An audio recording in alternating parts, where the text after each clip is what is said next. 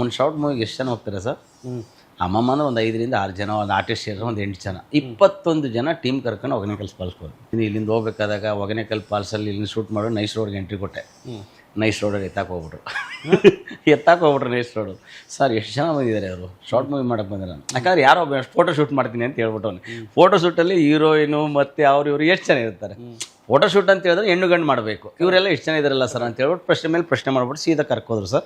ಹೊಗೇನಕಲ್ ಫಾಲ್ಸ್ಗೆ ಹೋಗ್ತಾ ಇದ್ದೀನಿ. ಅಲ್ಲಿಂದ ಹೋಗ್ಬೇಕಾದ್ರೆ ನೈಸ್ ರೋಡ್ ಹೋದ್ರು. ನೈಸ್ ರೋಡಲ್ಲಿ ಯಾರೋ ತುಂಬ ಪತಾಂಜಲಿನಲ್ಲಿ ಯಾರೊಬ್ಬರು ತುಂಬ ಮುಂದಕ್ಕೆ ಹೋದರು. ಅಲ್ಲಿ ಗಂಟೆ ಎತ್ತೋಗೋದು, ನಿಮ್ಮ ಮೇಲೆ FIR ಆಗುತ್ತೆ ಹಂಗೆ ಹಿಂಗೆ ಅಂತೇಳಿ ಸೀದಾ ಎಲ್ಲ ಮಾತಾಡಿದ್ರು. ಎಲ್ಲ ಮಾತಾಡಿದ್ಮೇಲೆ ನಾನು ಹೇಳಿದೆ ಅದು ಏನಾಗುತ್ತೆ ಆಗಲಿಯಪ್ಪ, ಕೂತ್ಕೊಬಿಡೋಣ ನೋಡೇ ಬಿಡೋಣ ಅಂತೇಳಿ ಬಂದರು. ಆಮೇಲೆ ಅವ್ರು ಬಂದ ಇಟ್ಕೊಂಡ್ಬಿಟ್ಟು ಯಾರು ಕರೆದ್ರು ಒಳಗೆ ಹೋದೆ. ಯಾರೀ ನೀವು ಶೂಟಿಂಗ್ ಮಾಡ್ತಾಯಿದ್ದೀರಲ್ಲ, ಪರ್ಮಿಷನ್ ತೊಗೊಂಡ್ಬಂದಿದ್ದೀರಿ ಏನ್ರಿ, ನಿಮ್ಮ ಮೇಲೆ FIR ಆಗುತ್ತೆ ಹಂಗೆ ಹಿಂಗೆ ಅಂತ ಮಾತಾಡೋದು.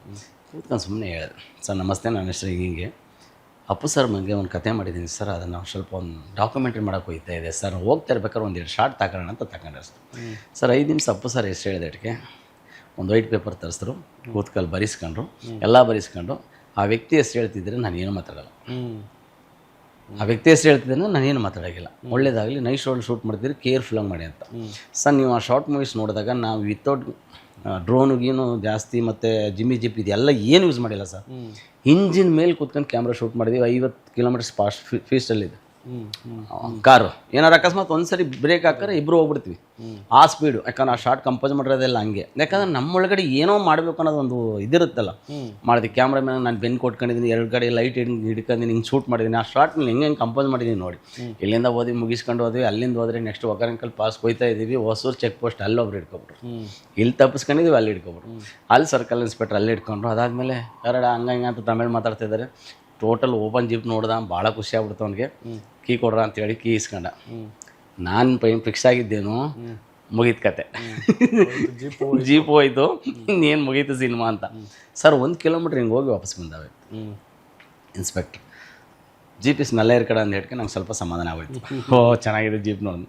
ಎಲ್ಲಿ ಹೋಗ್ತಿದ್ದೀರಿ, ಏನು ಕತೆ ಅಂತ ಕೇಳಿದ. ಹಿಂಗಿದೆ ಸರ್, ನಾನು ಶೂಟ್ ಮಾಡಬೇಕಾಯ್ತು, ಹೊಗೇನಕಲ್ ಫಾಲ್ಸ್ಗೆ ಹೋಗ್ತಾಯಿದ್ದೀನಿ ಸರ್. ಆಲ್ರೆಡಿ ಟೈಮ್ಸ್ 5:30 6 ಗಂಟೆ ಆಗ್ಬಿಟ್ಟೈತಿ. 2 ಹುಡುಗಿ 19 ಜನ ಹುಡುಗರಿದ್ದೀವಿ. ಆಮೇಲೆ ಪಿಚ್ಚಕರಣ ಪೈತಕರಣ ಏನೋ ಮಾತಾಡ್ದ. ಇಷ್ಟೊತ್ತು ನಾವು ಹೋಗ್ತಿದ್ದಿಲ್ಲ ಹೊಗೇನಕಲ್ ಫಾಲ್ಸ್ಗೆ, ಎಷ್ಟೊತ್ತಿಗೆ ತಲುಪ್ತೀಯ ಗೊತ್ತಾ ನೀನು ಅಂತ.